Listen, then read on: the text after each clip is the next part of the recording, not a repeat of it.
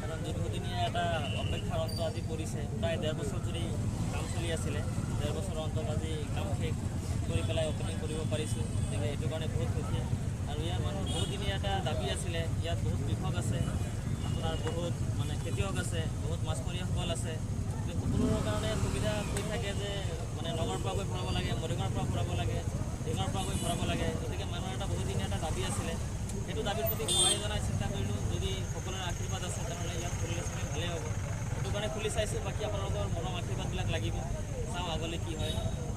হয়, সকলোৰ মাজত এটা প্ৰশ্ন উদয় হৈ আছে যে নাইৰা কোম্পানীটো ক'ৰ পৰা আহে তেল আৰু তোৰ দাম কিমান, এইটো কেনেকুৱা চলি আছে বৰ্তমান জনাবলৈ পাৰে? আগত এছআৰ আছিলে, এছআৰ কোম্পানীটো এতিয়া নাইৰালৈ ট্ৰেন্সফাৰ হৈছে।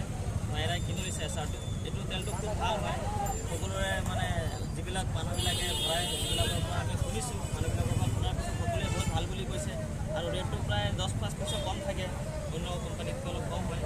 গতিকে সেইটো কাৰণে মাইলেজটোও ভাল, তেলটোৰ দামটোও কম, গতিকে মানুহৰ সুবিধা বেছি হ'ব। সেইটো কাৰণে কোম্পানীটো কৰা হৈছে। ৰাইজক কি আহ্বান জনাব? কি ক'লে? ৰাইজক কি আহ্বান জনাব আপোনালোক? আহ্বান জনাইছোঁ, সকলোৰে মৰম আশীৰ্বাদ ল'ব, অকলশৰীয়াকৈ